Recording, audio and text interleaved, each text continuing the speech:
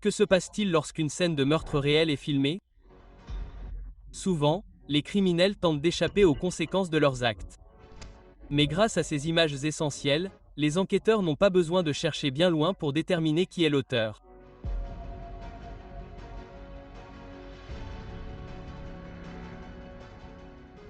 Dans cette vidéo, nous allons vous présenter 15 meurtres qui ont été filmés.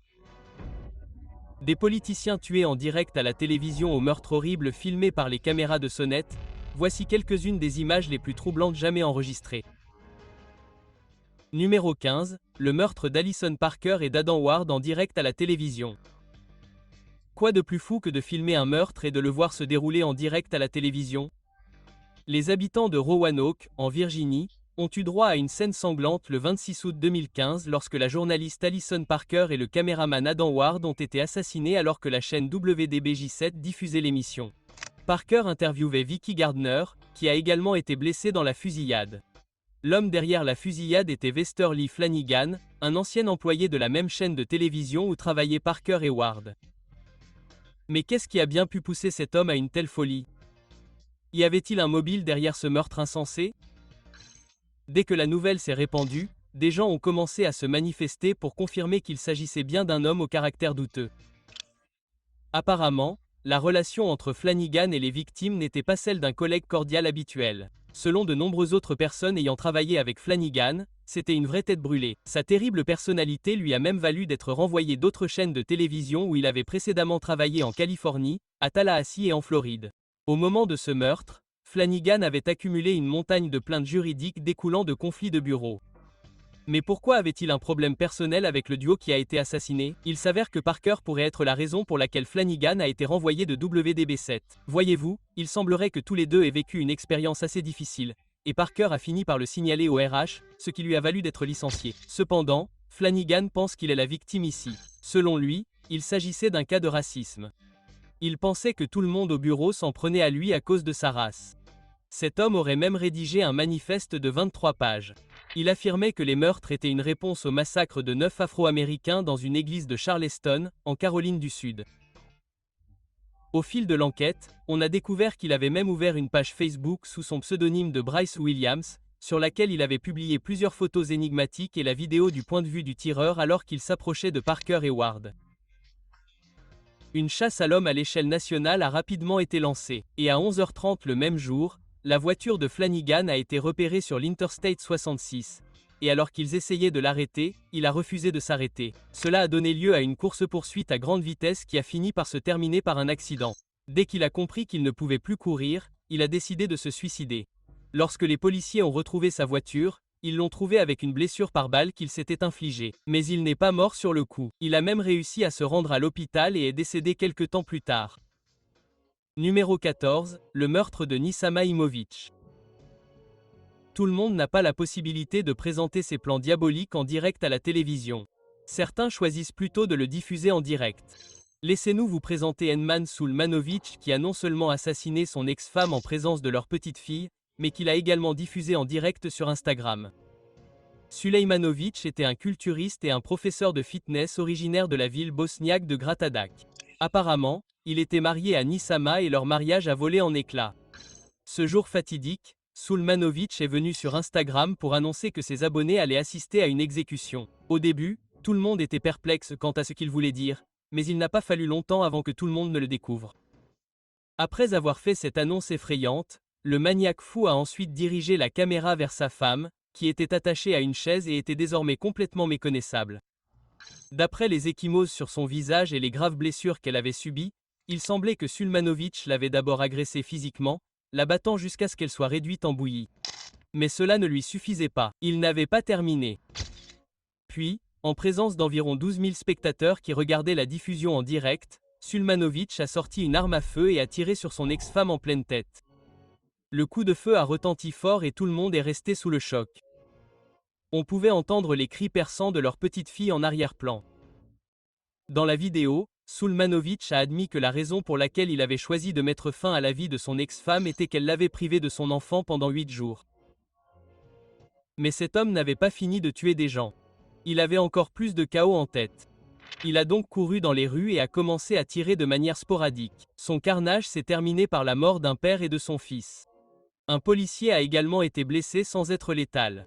À la fin de la course-poursuite, le culturiste s'est suicidé avant même d'avoir pu être appréhendé. Une enquête plus approfondie sur sa personne a révélé qu'il était bien plus qu'un culturiste.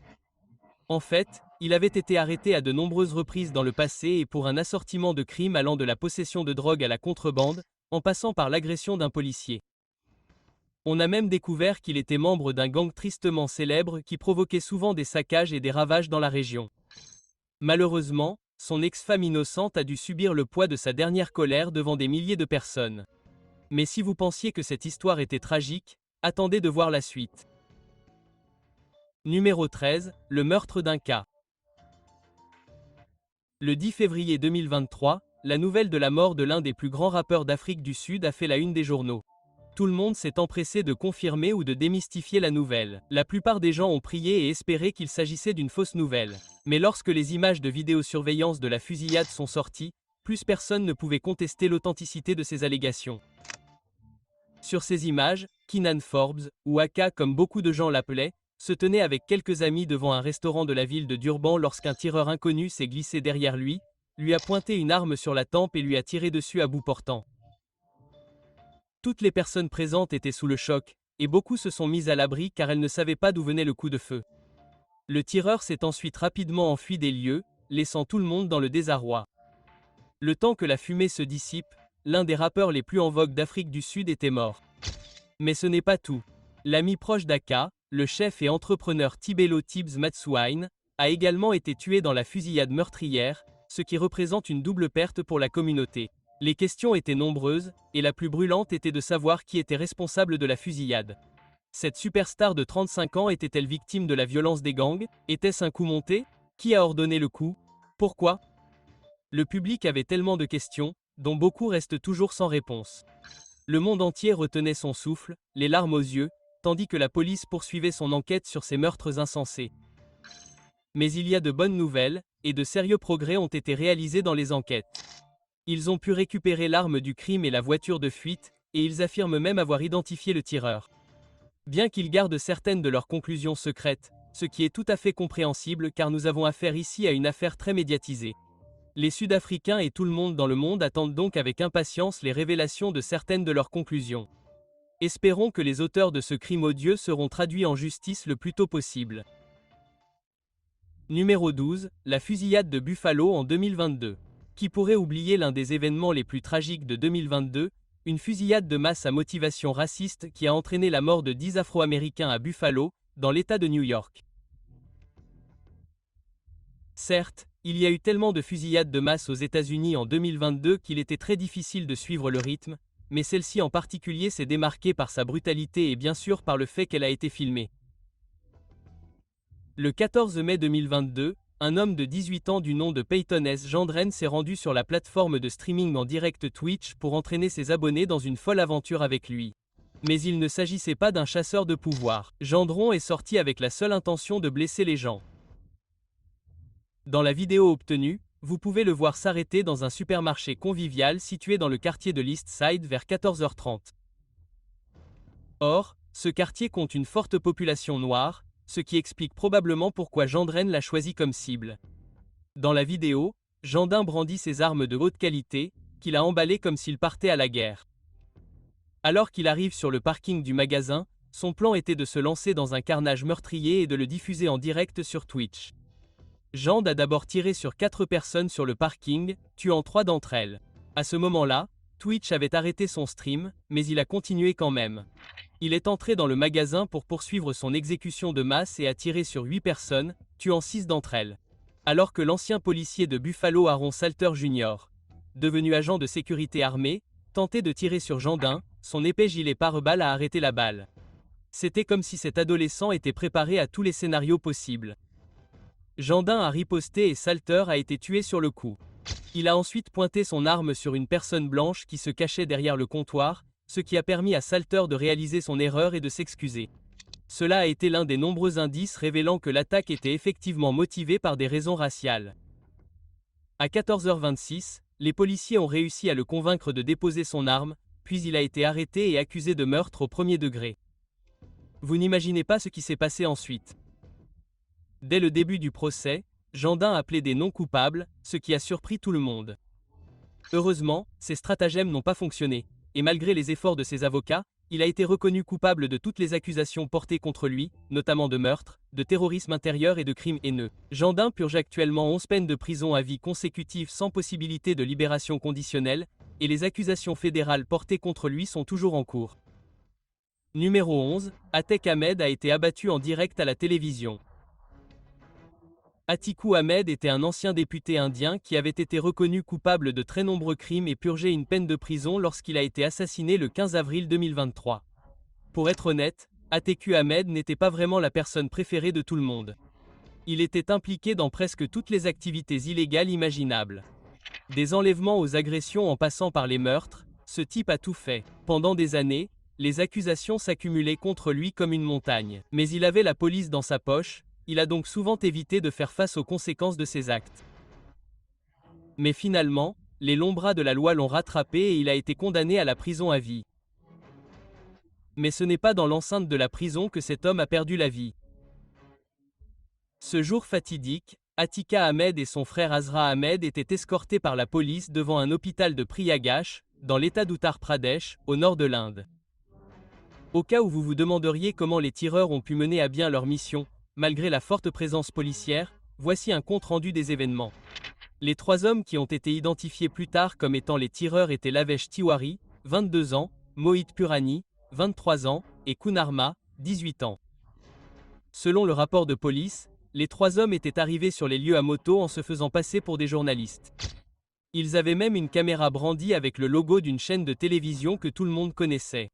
Il s'agissait donc d'une opération bien planifiée.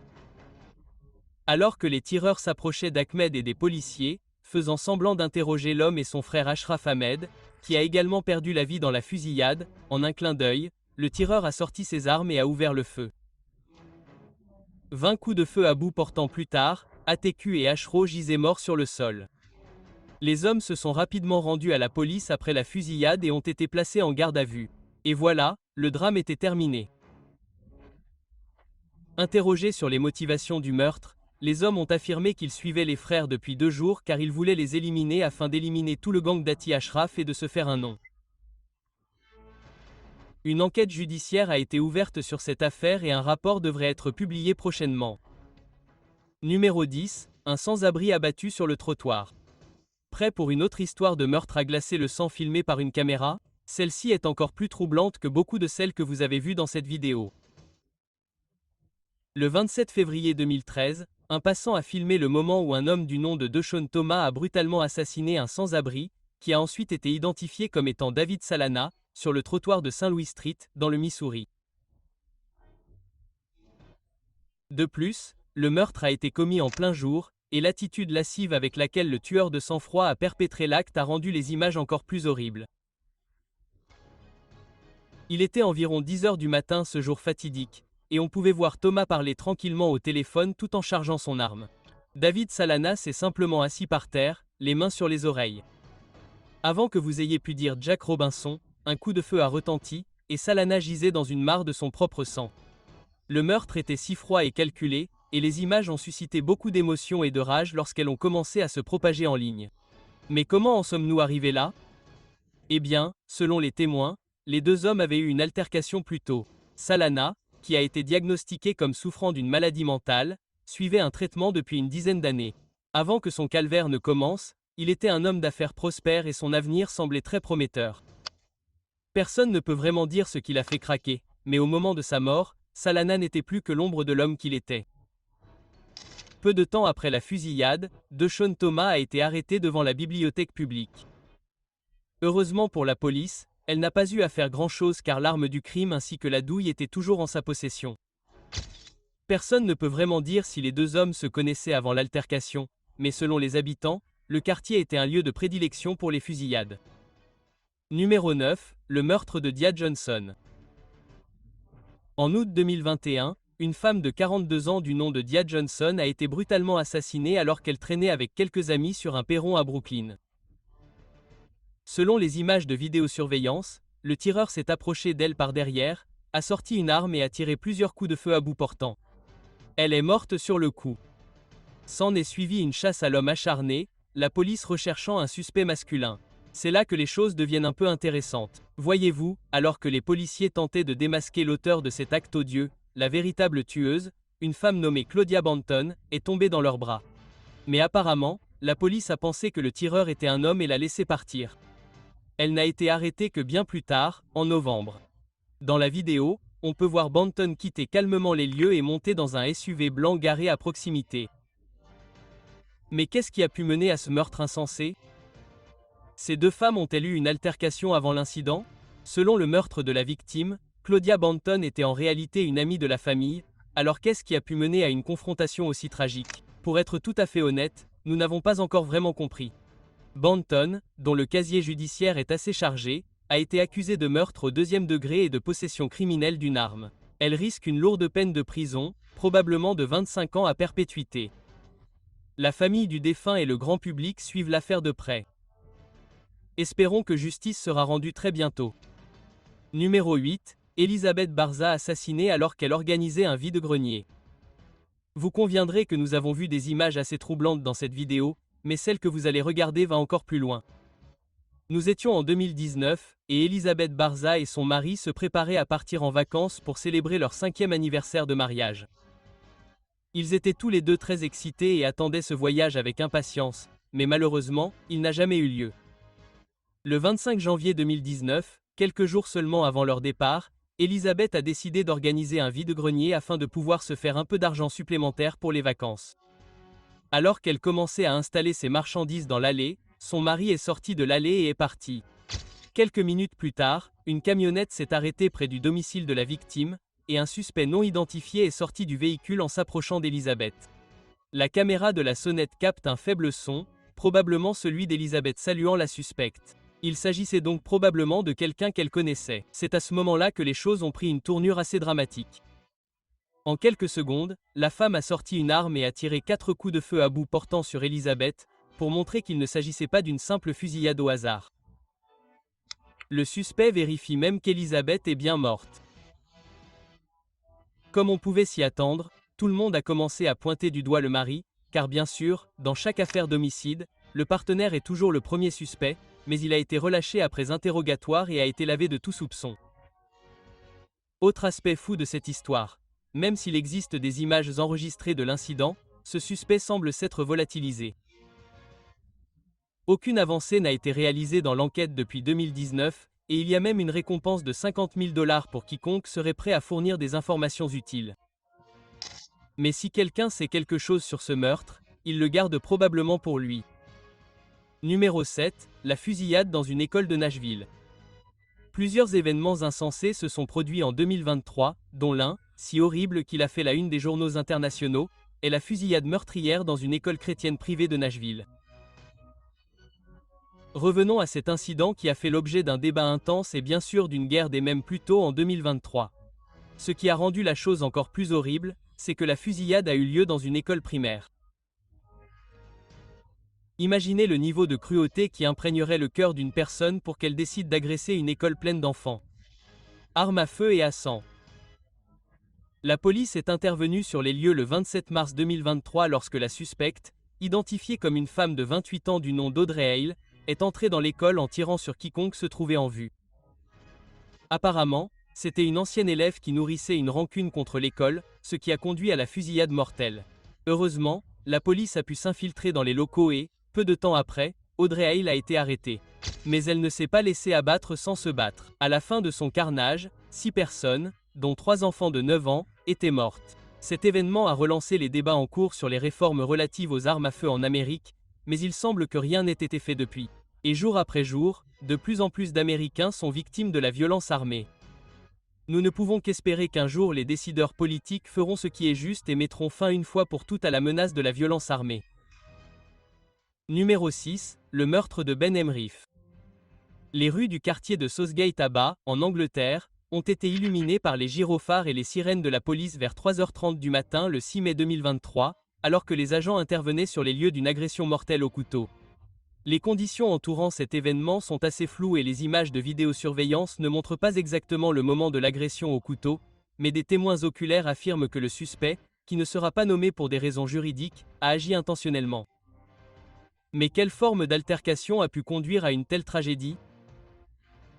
Eh bien, selon les autorités, le suspect de 15 ans et ses amis se sont vus refuser l'entrée d'un McDonald's parce qu'ils utilisaient du gaz hilarant. S'en est suivi une bagarre et une agression au couteau qui a mis fin à la vie de Ben Emrif, 18 ans. Le plus inquiétant dans cette histoire, c'est que le suspect affirme avoir agi en état de légitime défense et qu'il tenait juste le couteau. Mais la victime a décidé de s'y plonger. Mais selon la famille de la victime, c'était un jeune homme facile à vivre qui apportait amour et joie à tous ceux qu'il côtoyait. L'affaire n'a été close que récemment et, au grand soulagement de la famille de la victime et de nombreux autres observateurs à travers le monde, le suspect a été reconnu coupable. Le verdict doit être rendu le 6 décembre, mais personne ne peut vraiment dire combien de temps cet homme sera incarcéré. Passons maintenant au choix des abonnés du jour. Le meurtre de Dia Johnson est l'un des exemples poignants d'un meurtre brutal filmé par une caméra. Cette femme afro-américaine était sortie avec ses amis, ignorant le terrible sort qui allait lui arriver lorsque le tueur s'est approché d'elle par derrière et lui a tiré une balle dans la tête. Plus intriguant encore, le tueur, Claudia Banton, avait échappé aux policiers qui enquêtaient sur l'affaire. Heureusement, les images de vidéosurveillance ont révélé que Banton avait bel et bien assassiné Johnson de sang-froid. Mais que se serait-il passé s'il n'y avait pas eu d'images de surveillance? L'affaire aurait-elle été résolue aussi facilement? Ou le suspect serait-il toujours en liberté à l'heure où nous parlons? Dites-nous ce que vous en pensez dans les commentaires. Revenons maintenant à la vidéo. Numéro 5, le meurtre non résolu de Maurice Gatson. Parfois, les affaires de meurtre peuvent rester non résolues pendant de nombreuses années, même en présence de preuves vidéo. La mort tragique de Maurice Gatson est l'une de ces affaires qui ont continué d'échapper au long bras de la justice. Revenons au 3 octobre 2015, lorsque les policiers de Portland ont répondu à un appel indiquant que quelqu'un avait été abattu devant le Palace Club situé sur Powell Boulevard. La victime de cette fusillade était un homme de 45 ans du nom de Maurice Anthony Gatson. Lorsque la police est arrivée sur les lieux, elle l'a trouvé gisant dans une mare de sang, et il était évident qu'il avait reçu plusieurs balles. Sur les images de surveillance, on voit clairement le tireur se diriger vers Gatson, qui marchait tranquillement devant le club de striptease. Le tireur a ensuite sorti son arme une fois qu'il s'est suffisamment approché et a tiré directement sur Gatson, qui est tombé au sol immédiatement. Mais depuis lors, personne n'a réussi à déterminer qui était ce mystérieux tireur. Était-ce un ami, un associé ou quelqu'un avec qui Gatson avait eu une altercation? Nous ne le savons pas encore vraiment. Mais les autorités espèrent qu'un jour prochain quelqu'un se manifestera avec des informations utiles qui aideront à traduire le tueur en justice, permettant ainsi à la famille de la victime de tourner la page. Numéro 4, le meurtre de Ryan Poller, 24 ans. Parfois, le système judiciaire gracie des criminels endurcis, les relâchant dans la société pour semer encore plus de chaos. C'était le cas de Michael Daniels, 32 ans. Cet homme était un habitué du tribunal et avait souvent été inculpé, principalement pour violences conjugales et autres comportements agressifs connexes. Personne ne sait vraiment pourquoi, mais il semblait toujours se sortir de toutes les situations difficiles dans lesquelles il se trouvait. C'était jusqu'à ce qu'il assassine le petit ami de son ex-femme, Ryan Poller. La femme de Daniel l'avait quitté après avoir enduré des années de violence et d'abus sans merci et était partie avec Poller. Cela ne plaisait pas à Daniels, et étant le genre d'homme qu'il est, il n'était pas prêt à rester les bras croisés. Le 7 novembre 2021, il est donc parti à la recherche de Poller. Lorsqu'il l'a trouvé en train de conduire sa moto, Daniels l'a intentionnellement percuté avec sa voiture à grande vitesse, le tuant. Tout a été filmé. Il était en fait libre sous caution et portait même un bracelet électronique à la cheville à ce moment-là. Il avait été arrêté pour avoir étranglé sa femme presque à mort une fois, menaçant de la tuer, elle, son nouveau petit ami et son père, mais il a continué à être relâché. Son affaire est toujours en cours de procès, et beaucoup de gens espèrent que ce maniaque déjanté sera enfin traduit en justice. Numéro 3, l'affaire non résolue de Daniel Vesper. Comment une simple promenade en voiture censée servir de moment de solitude après une violente dispute conjugale a-t-elle pu se terminer par le meurtre du mari? Cette affaire que vous allez regarder est l'une des plus tragiques de cette vidéo, et pour ajouter à la tragédie, le tireur a réussi à échapper à l'arrestation pendant 16 ans. Ce jour fatidique, Daniel Vesper et sa femme se sont disputés. Et afin de se calmer, Daniel a quitté leur domicile et s'est rendu dans une supérette à proximité. Quelques secondes plus tard, il a appelé son fils adolescent et lui a demandé s'il allait bien. Ils ont parlé pendant quelques secondes, puis Jason est monté dans sa voiture. Il était environ minuit 17. À minuit 56, une caméra de sécurité a montré Jason arrêté à une intersection où il semblait s'être disputé avec un autre conducteur qui s'était peut-être un peu rapproché de sa voiture. Les images de surveillance le montrent ensuite rebrousser chemin et revenir à l'intersection peu de temps après. Sauf que cette fois, il ne s'est pas arrêté au stop et a continué à foncer dans la circulation nocturne, tandis que l'autre conducteur qu'il avait croisé à l'intersection roulait juste après lui. Le conducteur semblait essayer de faire arrêter Jason, mais il a continué. Il a fini par s'arrêter pendant environ 15 secondes au croisement de la 14e et de l'avenue F, où les autorités pensent que le suspect l'a poignardé 16 fois. Malheureusement, ce meurtrier est toujours en fuite, et on ignore toujours quel était le mobile de ce meurtre insensé. Malheureusement, bien que chacun des mouvements de Jason ait été filmé par les caméras de surveillance, le froid glacial du chevalier du Nebraska a rendu pratiquement impossible l'identification des visages sur toutes les images récupérées. Deuxièmement, le meurtre du milliardaire Barry Sherman et de sa femme. Lorsque les corps du milliardaire Barry Sherman et de sa femme Honey Sherman ont été découverts dans leur manoir de Toronto, tout le monde, des membres de la famille aux partenaires commerciaux et concurrents, est devenu un suspect potentiel. Bien que les détails de leur meurtre soient assez obscurs, la manière dont ils ont été assassinés semblait indiquer que quelqu'un essayait de faire une déclaration. Après les avoir assassinés, le suspect non identifié a soutenu leur corps en position assise, les a placés côte à côte avec des ceintures autour du cou et les a attachés à la balustrade derrière eux. La grande question à l'époque était de savoir qui avait bien pu commettre un acte aussi odieux. Mais la liste était très longue. Au fur et à mesure qu'il gravissait les échelons dans le monde des affaires, Sherman s'était forgé une solide réputation d'homme d'affaires très impitoyable. De ce fait, il s'était fait de nombreux ennemis, et personne ne pouvait vraiment dire qui était le coupable.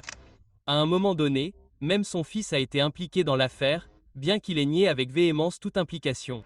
Bien qu'il existe des images de l'événement, personne n'a été identifié dans cette affaire. Même si de très nombreuses années se sont écoulées depuis cet incident, il reste l'un des mystères non résolus qui a laissé les enquêteurs avec plus de questions que de réponses. Numéro 1. Un mari pousse sa femme d'une falaise. Ce selfie a été pris quelques instants avant que l'homme sur la photo, Aka Isol, ne pousse sa femme enceinte, Simra Isol, d'une falaise de 300 mètres. C'était en 2018. Et bien que le moment de la catastrophe n'ait pas été filmé, des témoins oculaires ont rapporté que le mari était un peu insistant et méfiant, il avait attiré sa femme au bord de la falaise à Butterfly Valley dans la province turque de Muğla. Il avait prétendu qu'il voulait la prendre en photo, mais il s'est avéré qu'il avait quelque chose de sinistre en tête. Awan était enceinte de 7 mois à l'époque, et il a été découvert plus tard que le meurtre avait été commis dans le but de tirer profit d'une police d'assurance qu'il avait souscrite au nom de sa femme. Mais ce n'est même pas le pire dans cette histoire. Au cours de l'enquête, il a été découvert plus tard que Aka avait contracté de nombreux prêts au nom de sa femme et qu'il cherchait sans doute un moyen de se débarrasser d'elle. Bien qu'il ait nié avec véhémence toute implication dans la mort de sa femme, les preuves étaient trop accablantes et il a finalement été condamné à la prison à vie. Merci d'avoir regardé, mais avant de partir, voici une question pour vous. Préféreriez-vous effacer par erreur une vidéo de surveillance qui pourrait résoudre une énorme affaire de meurtre ou réaliser une fois qu'il est trop tard que vous auriez dû signaler à la police les cris que vous avez entendus chez votre voisin? Faites-le nous savoir dans les commentaires ci-dessous. À bientôt pour la prochaine vidéo.